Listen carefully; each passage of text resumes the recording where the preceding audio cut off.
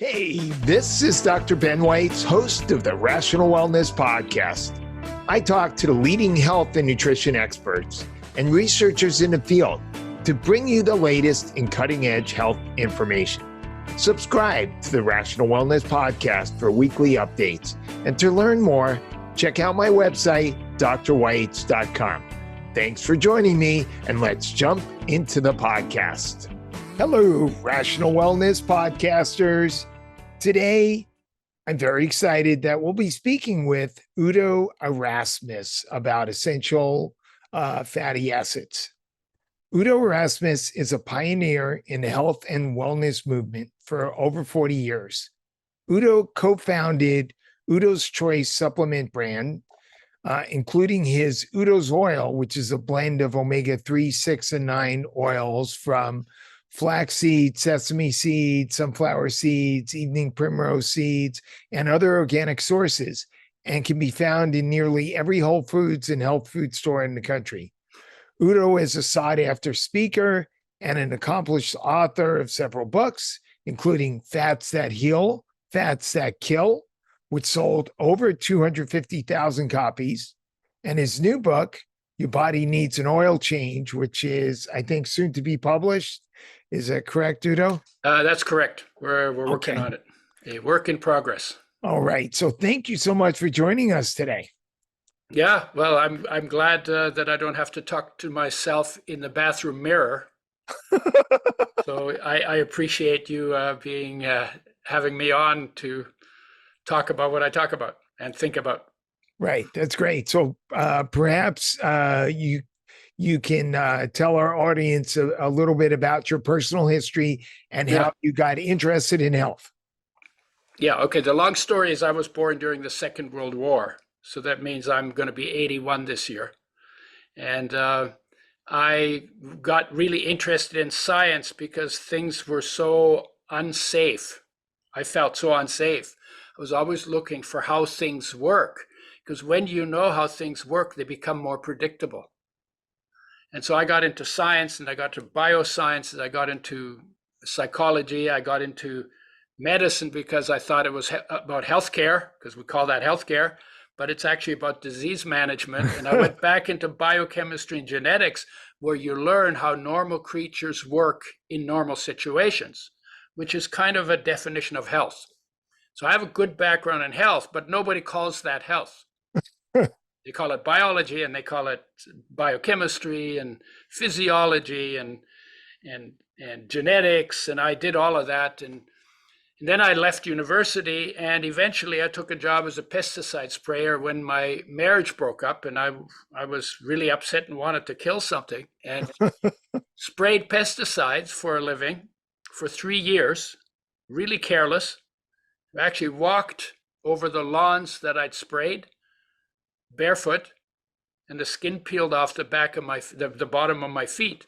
So then I was wearing rubber boots, and it was a summer job, so I wore a bathing suit because I'm fair skinned. I always wanted to be darker than I am. Right. Yeah, when you're discontent, you always want it different than the way you got it, right? Right.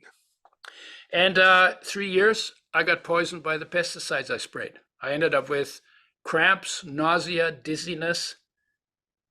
The biggest thing was no energy. I was 38 years old, and if I walked around a city block, I had to sit down and rest. I was like an 80-year-old. I have more energy at 80 than I had at 38. Okay. And I went to the doctor and said, "What do you got for pesticide poisoning?" She said, "Nothing." So at that point, I said, "You know what? I have background in biological sciences. I'm going to try and figure out what I need to do." And so I went into the research, read everything I could about health and nutrition, disease and nutrition, because the body is made out of food, plus water, plus air. Right. And if something goes wrong with the body, the way to fix it is you raise the standard of what you put in it. Because every year, 98% of the atoms in your body are removed and replaced. So if I raise my standard, then in 1 year, I will have rebuilt 98% of my body to a higher standard. That's great. And I thought, oh, well, that's cool. So then I was looking at everything: minerals, vitamins, amino acids, fatty acids, fats, proteins, carbs. I was looking at all of that, and I got tangled up with fats because one day I read an article that said, a research study that said omega-6 is essential, which means you can't make it, you have to have it to live and be healthy. You have to bring it in from outside. If you don't get enough long enough, you die. If you bring it back before you die in adequate quantities, then all the problems that come from not getting enough are reversed, because life knows what to do, provided we take responsibility at our mouth to make sure all of the essential building blocks land in our body. So omega-6 is essential by that definition. Researchers came up with that definition through through experimentation. And the next study I read said omega-6 gives you cancer and kills you. And it's like, I was like, what? I have to have it to live and be healthy, and it gives me cancer and kills me. There must be something missing here. You can't have it both ways. It's like, and it drove me nuts. It drove me nuts. And it got to try and resolve why that would, if that was true and that was true, there's something else going on. That made me look behind how oils are made. And I found out that when the industry makes oils, they treat them with sodium hydroxide and phosphoric acid, very corrosive base and acid, and they bleach it, and then it goes rancid and smells bad, and now they have to heat it to frying temperature to clean it up. It's called deodorization or molecular distillation. And then you end up with a colorless, odorless, tasteless oil, and the supermarket shelves are filled with those. And those are the oils that are used in the studies. So molecular distillation is a chemical process, because it's an overheating process. That's usually described as a way to get rid of mercury and the other toxics that are found in the ocean. Well, yeah, not mercury. You distill something off of the mercury gets left behind. You don't boil off the mercury. Oh, okay. But you will boil off pesticides. Like half of the pesticides are boiled off when you heat the oil to frying temperature. Right. So they do that to clean up the mess they made. And I found out, so then I called the industry and I said, well, you're doing a quarter, they said, 0.5 to 1% of the molecules are damaged. So I called them and I said, well, if you know that your processing does damage to the molecules, why do you do that?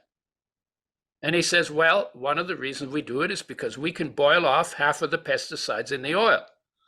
That was not the right thing to tell me, because I'd been poisoned by pesticides. And I'm going in my head, what do you mean? The other 50% of the pesticides stay in the oil? And so I said to him, well, why don't you start with organically grown seeds? Because then you don't have a pesticide poison to deal with. Right. And there was this huge silence at the other end of the phone. And I waited and waited. And when he got back, he was really angry.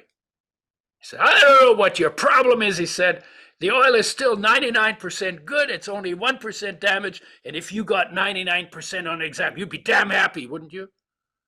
So now I back off and I say, well, first of all, I used to get 100% in genetics because I loved the topic. But I backed off. I said, okay, well, if it's only 1%, maybe that's not so much. So then what do you do with that? Well, do the math. So I said, okay, if I have a tablespoon of an oil that has been treated the way industry treats it and is 1% damaged, how many damaged molecules will be in that tablespoon of oil? And I'm asking you that question because I know you don't know, and I want you to guess. Well, I listened to a few of your other podcasts. Okay, then it's not fair. But when I ask people, always, when I ask live audience, I've been doing it for years, and it's really fun. Yeah. They always estimate at least 1 billion times too low. Sure. How many damaged molecules are in that oil? And so I'll tell you the number is 60 quintillion damaged molecules. That's a 6 followed by 19 zeros. Right. How many is that? Well, it's more than 1 million damaged molecules for every one of your body's 60 trillion cells. And you think that's not going to make a difference? Of course. These are molecules that never existed in nature. And you don't just eat 1 tablespoon. Usually 2 to 4 is optimum intake. And they got pesticides inside of them. And depending on how many omega-3s are in the oil, like in canola oil, for instance, and soybean oil, there's omega-3s in them. Omega-3s are damaged 5 times quicker than omega-6s. So you'll get more damage to oils higher in omega-3s. And most oils don't contain omega-3s, so you're not getting omega-3s in your diet. In fact, it was established in 1981 that omega-3 is also essential, just like omega-6. Every cell needs them. They're a nightmare to work with because they're 5 times more sensitive to damage than omega-6s. There are only a few sources, and they need a lot of care. And of course, oils, which are the most sensitive of our nutrients because they're damaged by light, oxygen, and heat, should get the most care, but we give them the least care. We throw them in a frying pan where light, oxygen, and heat damages them at the same time, on top of the damage done by the industry already, right? Yeah. And it turns out now that more health problems come from damaged oils than any other part of nutrition. And more health benefits will come from the oil change your body needs if you dump the dirty oils in your diet and you replace them with oils made with health in mind. I got to the point where I said, I can't get healthy on oils like this. I've been poisoned. I need something clean. We should be making oils with health rather than shelf life in mind. And then I began to develop the method for doing that because I came off a farm and we knew how to tinker, right? So you have to protect them from light, oxygen, heat from the time they're closed in the seed through the pressing, the filtering, the settling, the filling, until they're in a brown glass bottle, because plastic leaches into oil, so that's another problem. In a brown glass bottle, in a box, in the fridge, in the supplement section, in the natural food stores. And then they're refrigerated in the factory, they're refrigerated in the store, you refrigerate them at home, and you add them to foods after they come off the heat. You never, ever, ever, ever use these good oils for frying. So that's what we created. So we created the industry of making oils with health in mind. So can you describe exactly how you drive these oils without using all those harsh chemical processes that the other companies use? Yeah. Okay. The first thing you do is you start with organically grown seeds. That takes care of the pesticide issue. And then what you have to do is you have to build a very tight system through which the seeds are pressed and all of that turn into oil, where no light and no oxygen gets to that system. And you keep the temperature low. That's fundamentally, but it's, oxygen is very small molecules and light is super, super small. Right. So you literally have to do darkness and nitrogen atmosphere. And you have to put nitrogen into that system and keep oxygen out. And that takes some messing with the technology. Okay. That's all. It's not that complicated, but it requires care. Even when we ship, if it's shipped for longer than 2 weeks, we even ship it refrigerated. So which are the fats that are the healthiest for us? I know you said that omega-3 and 6 are essential. Yeah. But some of the other fats are beneficial as well. Correct? Like what? Like omega-9. Okay. So if you look at all of the fats and oils in the world, the only 2 that you can't make but have to have, right, that will kill you if you don't get enough long enough, is omega-3 and omega-6. Omega-9, your body can make out of sugar and starch. It's good fuel, but it's not essential. Saturated, your body can make out of sugar and starch. They're good fuel, but they're not essential because your body can make them out other things. Saturated fats have a bad reputation because they make platelets more sticky and they make you more insulin resistant. So they take you towards heart attack and stroke. But omega-3s make you more insulin sensitive, so they take you away from diabetes, and they make your platelets less sticky, so they take you away from clots in arteries, from heart attacks. And the problem isn't the saturated fats. The problem is that 99% of the population doesn't get enough omega-3s to protect from the saturated fats.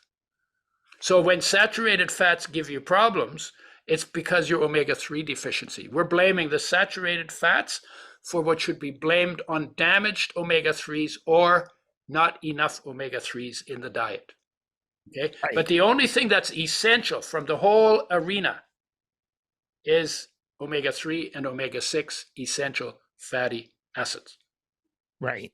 Now, your product contains omega-6s and omega-3s. Yep. And personally, I find that 98% of the patients that I see have too much omega-6 and not enough omega-3. Right. And so therefore, I'm inclined to want to just use omega-3s to balance them out. It's a mistake. I'll tell you why. I developed flaxseed oil. That was my first oil. It's the oil richest in omega-3. It has 4 times more omega-3 than omega-6 in it. I became omega-6 deficient on flaxseed oil. It's not a well-balanced oil. I got dry. Hang on. Let me finish. Yeah. Okay. I got dry eyes, skipped heartbeats, arthritis-like pain in finger joints, and thin, papery skin.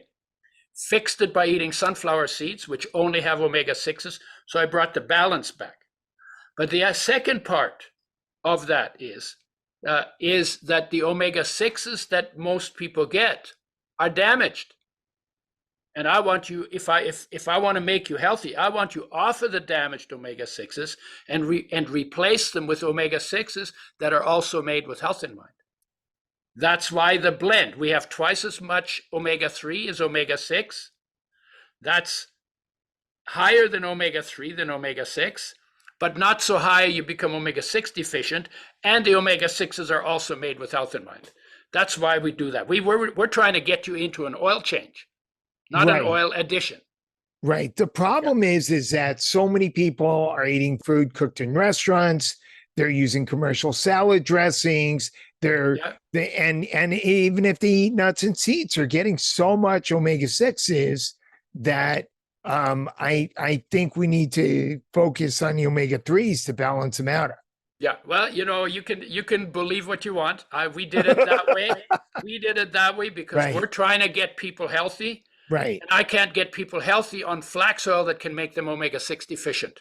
Right. Okay. And if you say, well, people get their other omega-6, yeah, they're all damaged. But my duty as a truth teller is I need to recommend to you very strongly, don't eat that garbage if you want to be healthy.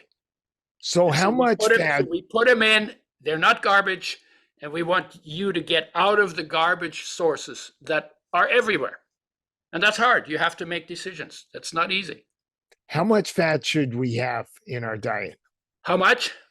If they're the right fats, you can go up to 60% of your calories from fat and stay healthy. Okay. And if you get too much omega-3 within limits, your body will increase metabolic rate and energy production and will blow them off as heat. You need more in winter than in summer, because in summer when it's warm, you don't need as much heat produced. In winter when it's cold, quite a bit of it is burnt as heat. Aside from the functions that it has, the other functions it has in health and hormone production and regulating molecules and antioxidants, anti-inflammatories, immune support, and so on. Right. So for most people, we recommend a tablespoon per 50 pounds of body weight per day of the blend we developed, the Udo's oil blend. And most adults would take 2 to 4 tablespoons a day based on weight. And we like to measure what is optimum by how skin feels. When your skin is dry, you need more oil. Skin loses oil first and gets it last because the inner organs get priority on it because there's essential fatty acids are so important.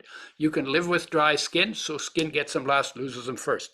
If your skin becomes soft and velvety because they form a barrier in the skin against the loss of moisture, then you know that the rest of your body is tanked up on what you need.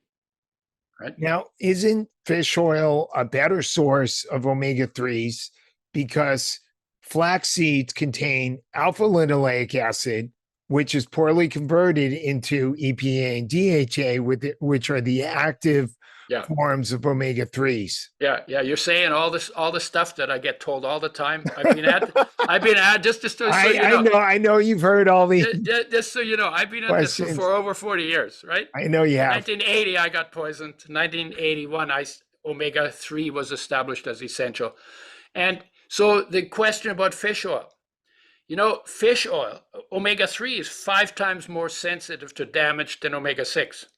But did you know that EPA and DHA in the fish oils is 5 times more sensitive than ALA, the plant-based omega-3 essential fatty acids? And did you know that EPA and DHA are not essential fatty acids because your body can make them out of alpha-linolenic acid if you get enough in your body? When we started, when we started with flax oil, the fish oil industry changed its advertisements and said the body can't convert. There was already research that showed that the body does convert, but there are factors that enhance and factors that inhibit conversion. But isn't it somewhere around 5 to 10% or less? What? The conversion of ALA? Yeah, the conversion of into EPA is about 5 to 10% in men and women. It's about 5 to 10% in women, but about 1% or sometimes even less in men. But if you measure the turnover of DHA, which is the one that they say isn't getting converted, if you measure the turnover, it's only 2.4 to 3.8 milligrams of DHA a day. And that means if you had 1 gram of alpha-linolenic acid and the conversion rate was 0.5%, you would still be making more than you need for your brain. So one is we don't need as much. The second is, and what we figured out way at the beginning, the issue isn't that the body can't convert, because that's not what the research said. The issue was that people are not getting enough starting material to make the conversion. So we said, let's give them the starting material, let's make it with health in mind, and let their body in its tissues, whichever tissue it is, do the conversion itself based on what it needs and how much it needs and where and when it needs it. And the other reason why it seems to me that fish oil is a better source is because we test and we look at omega-3 index, we look at omega-6 to 3 ratio, and I find that it takes quite a bit of omega-3 to get that level below 4 to 1 or 2 to 1, whatever ideal level we think is. We don't even know what the ideal level is. Right. Some people claim it's 1 to 1 in primitive man. Yeah, which is BS, because if you were living in the Arctic or the Antarctic, you had more omega-3 than omega-6 in the diet. Right. In the Mediterranean, you had more omega-9 in the diet. In the tropics, you had more saturated in the diet. So the idea, the historical ratio is complete BS. Right. Yeah. So people put out this stuff, and they're just making it up. 4 to 1 is because the enzymes convert omega-3s 4 times quicker than omega-6. So they said, well, therefore, again, saying, well, we should have the same amount of both. And so therefore we should get 4 times more omega-6. That's not true either.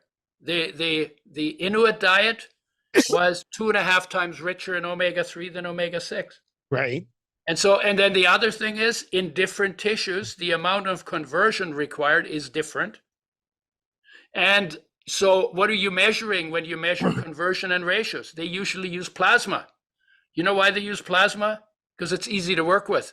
They're not even looking what's in the brain. They're not even looking what's in your muscles. They're not looking at what's in your liver. They're not looking at what's your kidneys. They're not looking at what's your bones. So they're making it easy to do the work, but then they forget the context, and they don't give you the context. Let me tell you. So do you think plasma is not representative of the brain and the other tissues? No, it's not. Plasma is just it's just a highway, right? You're carrying stuff from somewhere to somewhere, right? Yeah. And it's always cycling through the body. What are you picking up, right? What do you need converted? Like if a cell somewhere in your body, if it needs a lot of conversion, guess what? It will create that conversion. If it's a cell that doesn't need much DHA, why would it make it? But you're not measuring the cells, you're just measuring the highway. You don't know where those cars are going, right? So you know something is going on, but you really don't know what's going on. And they consistently, the doctors would send me their fatty acid profiles and say, what does this mean? Well, here's the thing. Your plasma tells you one thing. Your red blood cell membranes tell you a different thing. Your fat tissues tell you another thing again. And what does it all mean? Nobody really knows. So you don't really think that there's a good way to measure our essential fatty acids? Not you can't. Let me put it this way. If you're measuring plasma fatty acids, and then you make the assumption that the plasma tells you what's going on in the brain, in the back of your eyeballs, in your sperm, in your butt, in your bones, in your liver, your kidneys, your lungs, and your cardio system, then you're BSing yourself. Okay. Right. What about red blood cell fatty acids? Red blood cell fatty acids tell you what's going on over the last 4 months. Plasma tells you for the day. Fat tissue tells you for 16 months. So you can have the 3 different measures on the same diet for the 3 different tissues. Right? Right. And that's why when people send me those fatty acid profiles, they don't know what to make of them because they're different. Well, why is that? Because if you were on the same diet, eventually that might level out, but not really. Like if you're always on exactly the same diet, then eventually your plasma, your blood cells, and your fat tissue should become similar. Maybe, because maybe omega-3s are absorbed out of the plasma quicker than omega-6s. See, we don't even know that. Right? When you start looking at it, we know so little. The biggest issue, in my view, because 99% of the population does not get enough omega-3s for optimum health, the biggest issue is we need to bring omega-3s in because they're the most widespread essential nutrient deficiency of our time, 99%, followed by 80% for vitamin D and 80% for magnesium. So we should bring those in. They need to be made with health in mind. That has to be done with great care because of how sensitive they are, and then let the body do what it needs to do. I'm going to be 81 this year. I insist on not using fish oils or EPA and DHA. And the reason why, I know that on the SAD, the SAD American diet, the standard American diet, right? People's brain begins to shrink after 50. There's research to say that. But what was that research done on? That research was done on the damaged oils that everybody's using. I'm not using any of those oils. I'm using only the blend, all plant-based. I'm not taking any fish oils, not any krill oil, none of that. My brain hasn't shrunk yet. And my brain has not shrunk, and I have lots of energy. But I think what people have missed, and this is because the people who do the studies on oils get grants from the oil industry. So that puts them in a position where they can't just badmouth the processing. Nobody talks about the processing. But when you look at where our degenerative diseases come from, mostly come from the results of processing. It's either industry processing or the processing we do in food prep. In nature, life's mandate for creatures that eat was fresh, whole, raw, organic, and I would say for human beings, mostly plant-based. Because when we had rocks to hunt with, the great hunters only had rocks to hunt with, right? They came home without meat a lot. And when they had no meat, they ate vegetables because they don't run away, they don't fight back, and they're easy to hunt down and kill. So we weren't hunter-gatherers, we were mostly gatherer-hunters. And when they did come home with something, oh, that was great because it was high concentration food, and strong, high in iron, for instance, good protein, for instance, maybe some herbal stuff in the wild animals. We don't get that anymore from our cows that are standing in their feces and their urine and eat corn instead of grass, right? Right. Grass and wheat. So a lot has changed from processing. Even how we grow the foods has changed. Fresh, whole, raw, organic is what every creature eats except us. And the worst thing we ever invented to do is learn how to fry. And I tell people, you got a frying pan at home, you probably have a frying pan in your house, go get it out, turn it upside down, hit yourself on the head with it really hard so it's associated with pain, because that thing is going to kill you.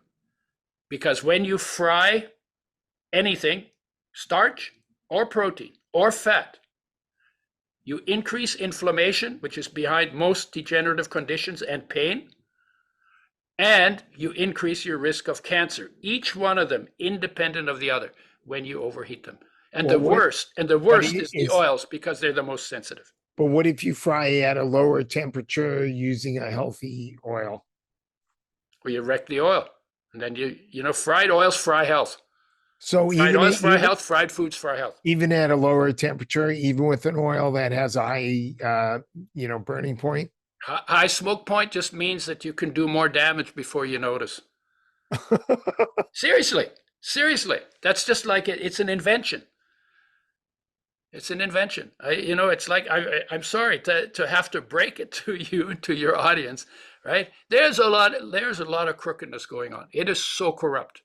So how do you make eggs? How do you make eggs? Well, a fox, if you're foxy, then you break the shell and suck it out raw. Okay? We used to do that as kids. Hole in one, hole in the other. It's kind of slimy and, it's like, but you can cook it in water. So you can soft boil it, you can hard boil it, you can water scramble it, and you could poach it. Do you need more than 4 methods to make eggs? You have to burn the egg and burn the oil. You have to do that. No, I mean, the benefits of frying is that you can cook it up with a bunch of healthy vegetables, mushrooms, things like that. Well, you could, you can throw vegetables in your poaching water too.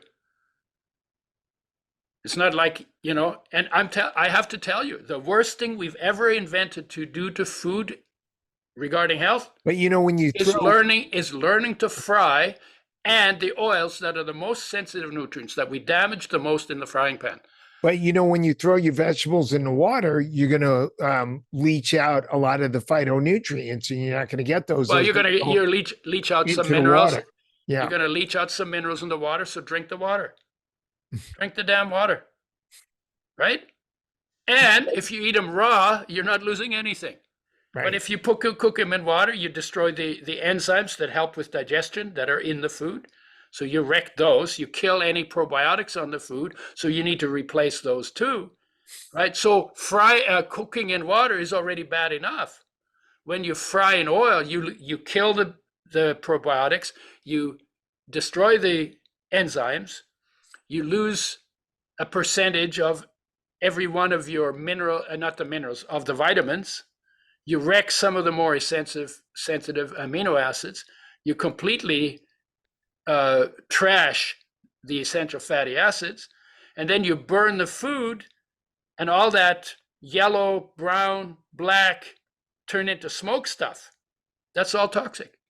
You know, some people say to me, "Oh yeah, oh I love the taste of burnt steak," and you know, I just look at them and say, "No, you don't, because if you scrape that black stuff off a steak, and you got a tablespoonful of that stuff, and you eat it, it squeaks between your teeth like a chalk on a blackboard. It's acrid, it's bitter, it's scratchy, and it tastes disgusting." Now, why do you like burnt steak? Because you love your mother. Your mother was bamboozled by the industry to use oil for frying in a time when parents used to say, "Oh, the industry would never tell us to do anything that wasn't good for us." There was a time like that. I'm old enough to know that, right? And we used to call cooking meant cooking in water. And then the other thing with oil, we call that frying and deep frying. Now cooking usually means in oil. So even the meaning of the term has changed, and all driven by an industry that wanted to make money on oils and have global markets. To get a global market, you need 2 or 3 year shelf life, and to get the shelf life, they have to treat the oils with sodium hydroxide, phosphoric acid, bleach them, and heat them to frying temperature. And then they keep for a long time, and they can take them around the world. So you have economies of scale, and they can also take garbage, like they do with the fish oil. You know, they throw the fish oil carcasses and the heads and the tails and the rectums and all of the inner guts and all that stuff. That's where they get a lot of the oil from. They're not getting it from under the skin. Oh, and the skin when they take the skin off. So they're taking all that stuff, they throw it in a barrel, it rots, and they take all that stuff, they pull out the oil, and they clean it up. And then you get the fish oil. If you get it in little bottles, you put it in the fridge.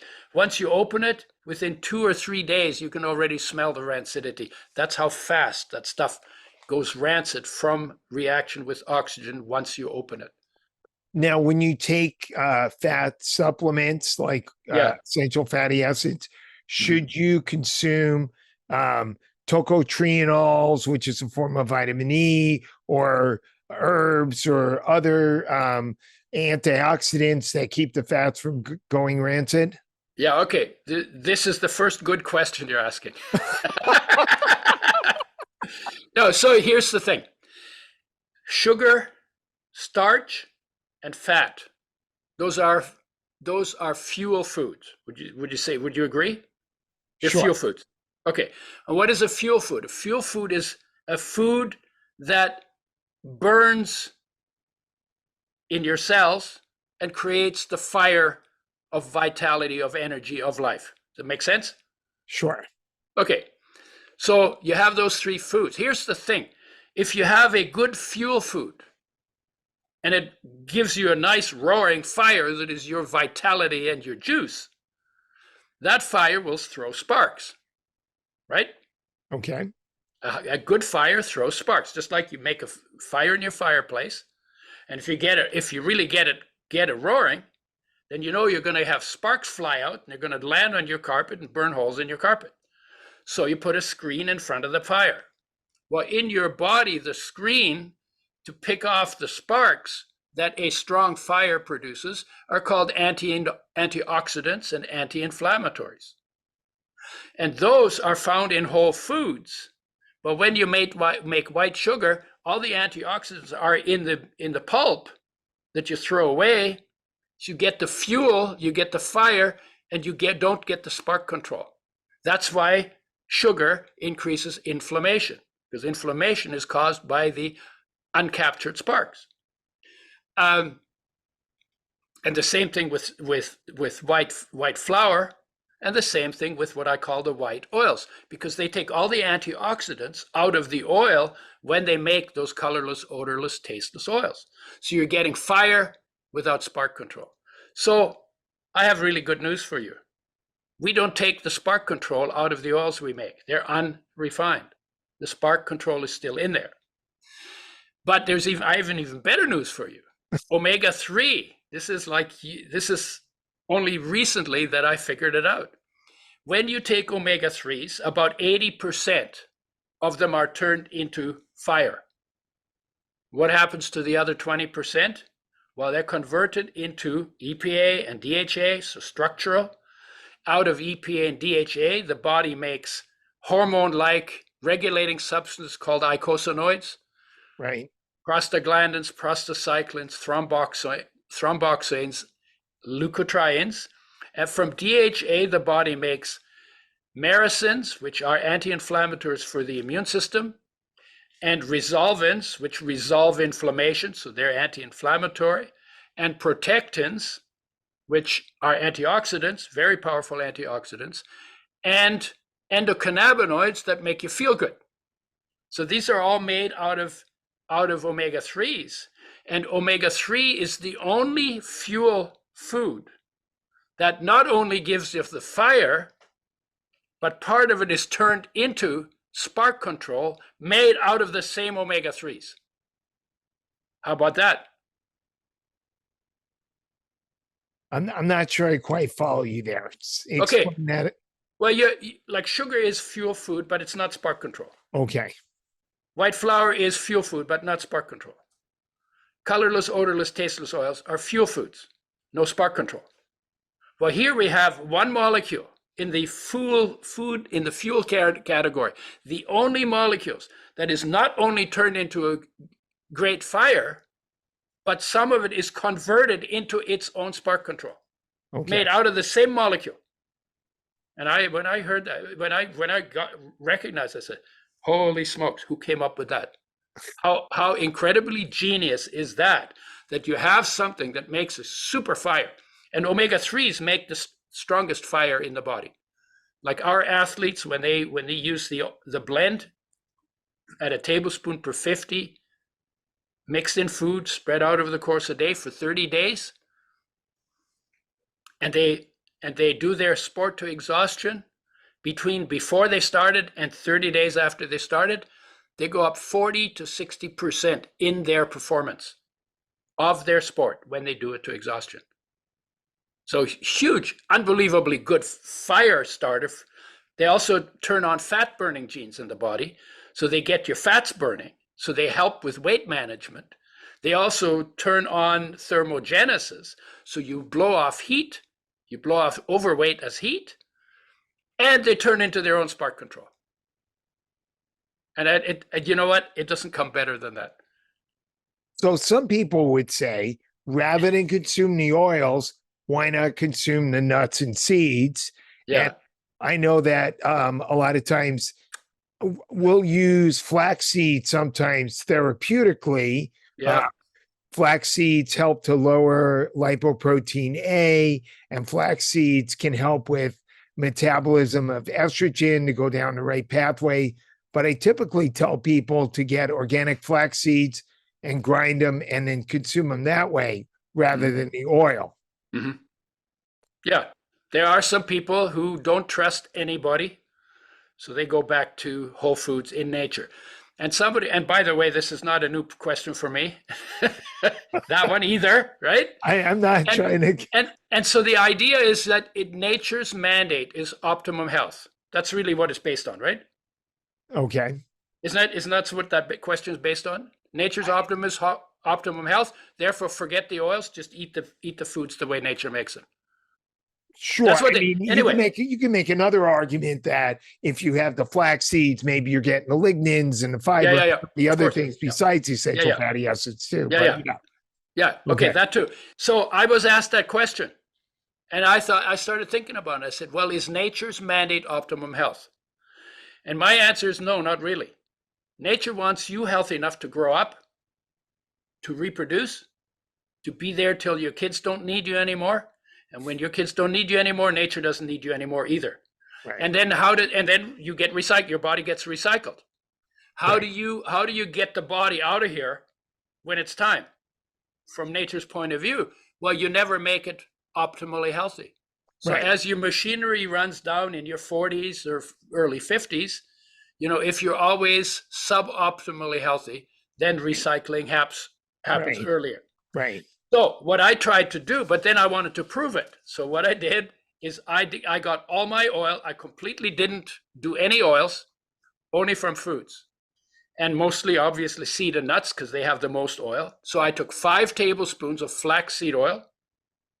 That's all I could take because they absorb 6 times their volume in water. Ground them up, and I took 3 tablespoons of sunflower sesame seeds. And that gave me the 2-to-1 ratio that we have in the oil. So that's why I did it that way. So there I am with 33 tablespoons of stuff to get my optimum intake. Well, I was in California and it was summer. In winter, I need about 4 tablespoons to get my skin soft and velvety. In summer, I only need 2 or 3. I couldn't even keep my skin from getting dry in summer in California where it was warm. Okay, so what I say to people is, look, seeds and nuts are good foods. There are lots of good things in them, and it's true. Flax has lignans in it. Flax has phytoestrogens that block that block the strong the strong human estrogens as well as the strong industrial estrogens. Right. So they block those, so that they're helpful. And they have protein in them, and they have some minerals in them, and they have some other vitamins in them. Right. So foods are a good thing. Eat the foods. Try to get the ratio right. Ours, we say twice as much omega-3 as omega-6, both made with Health Mind, not roasted and salted nuts, fresh seeds and nuts, right? And do that. And if your skin gets soft and velvety from that, then you can do it on seeds alone. I could not do it on seeds alone. So if you can't do it on seeds alone, then augment with the oil whatever you get from the seeds and nuts. But you have to do all of this with a certain amount of diligence and foresight. You can't just like, oh, well, I'm just going to eat a bunch of seeds and nuts. Oh, well, I'm just going to eat any oil I can. Oh, I'm just going to eat all this bad stuff. You have to be deliberate. We live in a time where we have so many bad choices available that we need to make our choices about how we want to live deliberately. Yeah. And I'd like to point out that argument that you just made. You can use that same argument basically against any sort of paleo or we should eat the way ancient man ate, because there's no reason to necessarily think that the way ancient human beings ate was optimal for them. It's just what helped them to survive. Yeah. And I think for a large part of human existence, we have been subsistence survivors. Right. The goal was to live long enough to procreate. It wasn't to worry about avoiding heart disease and cancer when you hit 70. Yeah, exactly. Right. But now we're in a place where the idea that we can cheat nature a little by surviving over 40, right? Then we have to maybe do some things that there's a downside to that as well, obviously, right? Because you would say overpopulation. If everybody according to nature on subsistence should die at 40, and then you got like a third of the population is in between 40 and 90, right? That's a load on the natural system. Right. So you recommend consuming your oil and to put it on food, or just take it, a certain number of tablespoons of it a day? No, I have never ever recommended that people should take oil off a spoon. And sometimes people do, and they talk to me and say, "I don't like the way your oil tastes." So I say, "Well, how do you take it?" "Well, I took it off a spoon." "Well, when's the last time you took a cooking oil off the spoon?" "Oh, I never do that." "Well, why are you doing it with mine?" Right? Oils taste like oil. Oils will never taste like ice cream. You got to get used to it. So I always say mix it in food and spread your intake out over the course of the day. Right. Always. I've never recommended to do it that way. And I will never recommend to do it that way. But it goes well on hot foods, on cold foods, on warm foods, and it's compatible with any food. It enhances flavors and it improves the absorption of the oil-soluble nutrients in the foods. What do you think get your omega-3. What do you think about the potential health of olive oil? Olive oil, if it's really olive oil, because they're messing with olive oil quite a lot now. If Yeah. it's really extra virgin olive oil, it has been made by a process that does not damage the oil. That's the good part of it. That's one of the reasons it has a good reputation. But no omega-3s and Right. only 10% omega-6, the 80% omega-9, Right. which the body can make out of sugar and starch, and the other last 10% saturated, body can make out of sugar and starch. So it's good that it's not damaged, but in terms of the only two things you need from oils, not that impressive. Right. But there is a fair amount of data that it helps to modulate your cardiovascular risk profile in the proper direction. Yeah, because the damage to the cardiovascular system can come from omega-6 and 3 deficiency, but mostly comes from omega-6 damage and omega-9 damage. And you will not get the damage to the molecules that then do damage in your body from an oil that hasn't been damaged. But then, and traditionally, olive oil was used for, they cooked in water. This is the traditional use, cooked in water, dumped the water, put the oil on for flavor enhancement and absorption of nutrients. Now everybody say, oh yeah, olive oil is really good. Then they fry the olive oil. And all the damage that they didn't do when the oil was made, you do in the frying pan. And then it's like, no, then olive oil is a bad oil. If you fry it, it's bad. It's just that simple. No matter what temperature you fry it at. Yeah, well, because if you do it in water, you won't burn the food unless it sticks to the bottom of the pan, which can happen, right? But if you're using oil for frying, even if it turns yellow, you're changing molecules. So when you say low temperature, if you use oil at the low temperature that doesn't wreck it, it's completely useless because it won't fry your food, right? Okay. So even when the food just turns yellow, before it turns brown, before it turns black, even at that point, you've already made changes to the molecules. And those changes are always from natural to unnatural. And unnatural is what is toxic and ends up in your body in some place, interfering with what needs to be going on in that space. That's why the fresh, whole, raw, organic. So, so when you do frying at low temperature, well, that's better than frying at high temperature. And that's better than turning oil into smoke and then inhaling it, right? But it's not as good as cooking in water, which is not as good as eating raw if it's not contaminated. Right. So fundamentally, I always tell people, look, start where you are, but head in the direction, knowing that the goal, the standard, nature standard for health, fresh, whole, raw, organic, and probably for people mostly plant-based. And then begin to take steps in that direction. If you fry every day, well, maybe take a weekend off, or one day. One day you don't fry. That's a step ahead. Oh, then make it 2 days. Then eventually you don't fry at all anymore. Head in that direction if you want to be healthy. What about eating seafood as a source of omega-3s? Well, seafood, unfortunately, is now the dirtiest meat on the planet because we have been using the oceans as a sewer for so long that the oceans are super polluted. It's dirtier than chicken meat, which is dirtier than even the cows sitting in their feces and urine, which is worse than if you're getting something that is actually grass-fed and free to move, right? Right. Yeah, I'm. You have to understand. It's my job to not take prisoners, because. Oh no, I know. I need to say it honestly, so that you understand something and you can make choices that work for you. Right. But, if I was a dietitian, I'd say, oh yeah, frying's not bad for you, but you got to have some fun, so you might as well do it. No, you're not never going to hear me say that, right? Yeah, no, I know that. I've heard you in other interviews. So yeah, I love health. Health is such an incredible gift.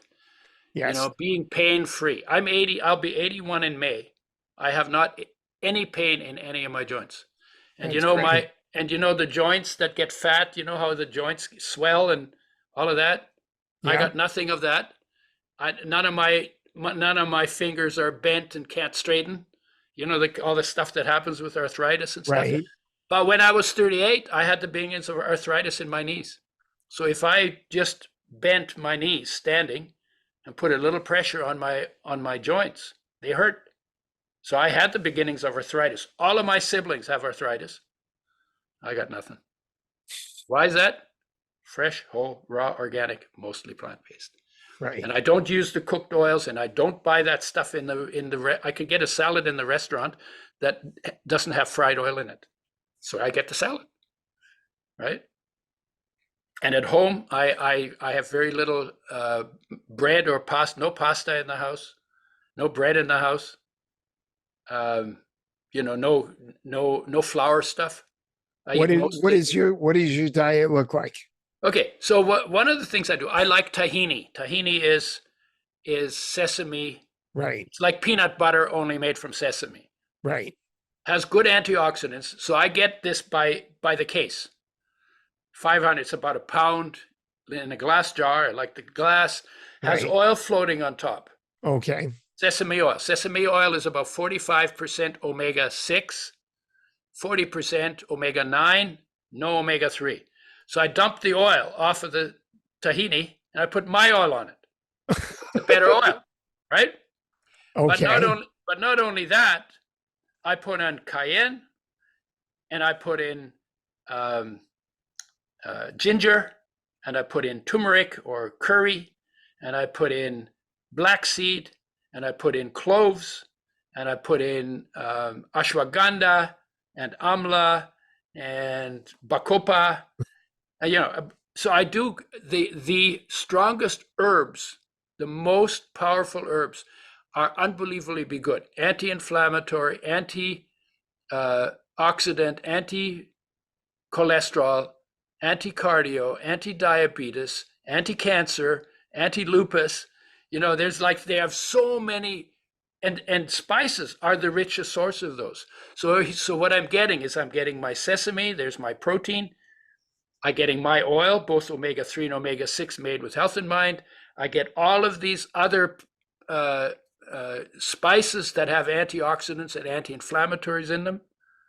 And then I dip my raw broccoli in it, or my carrots, or my cabbage, or my kale, or whatever it is I'm eating.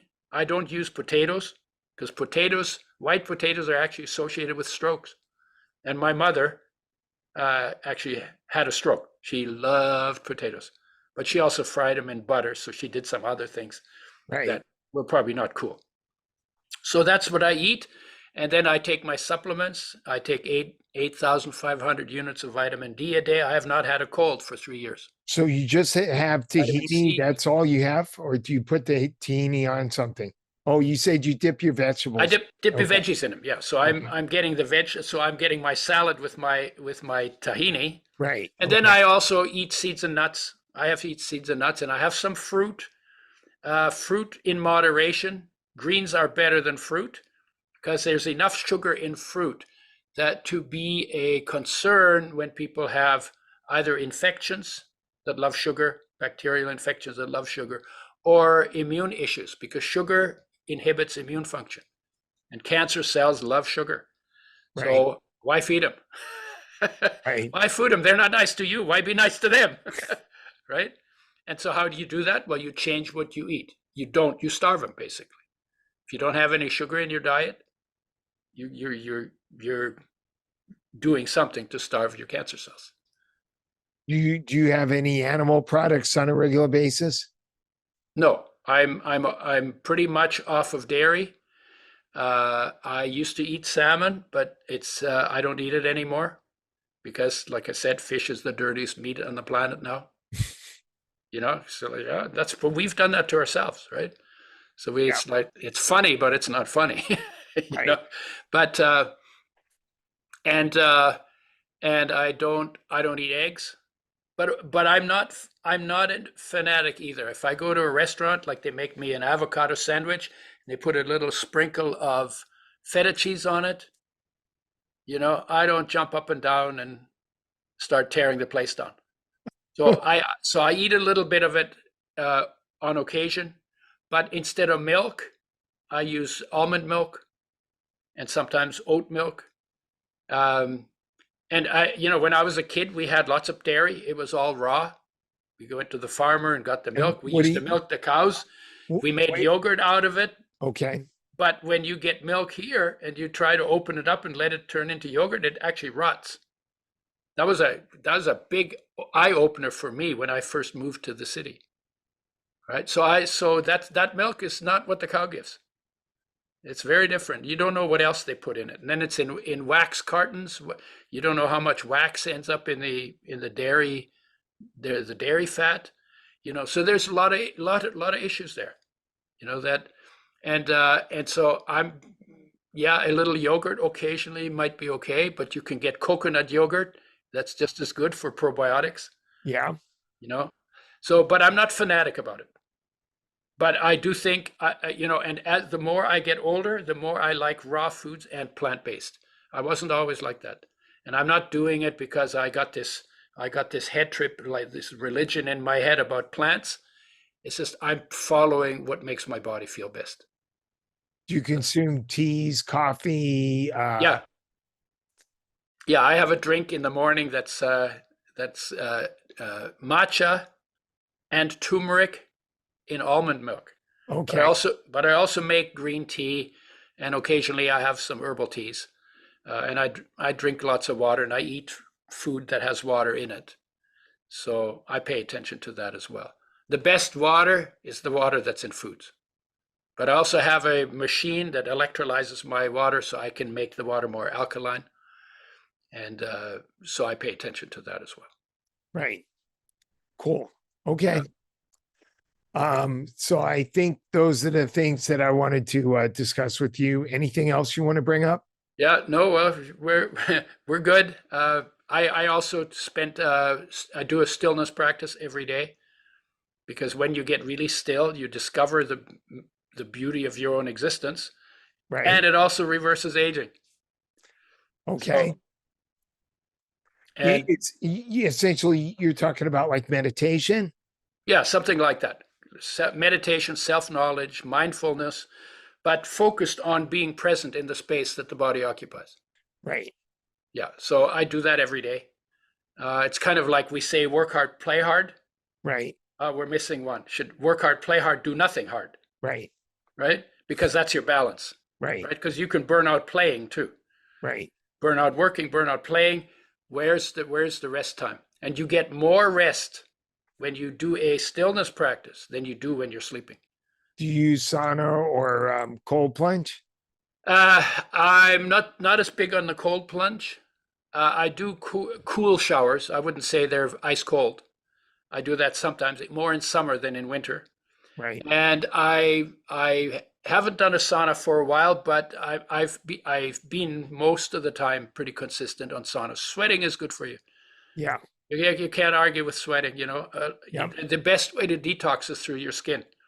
If you drive all that through your kidneys or your liver, you might hurt those organs. The worst thing that'll happen to your skin if you sweat out toxins, you might get a rash.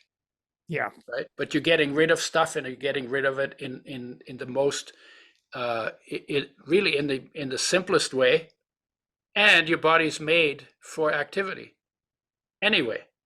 Because if there's nothing to do, you don't need a body, right?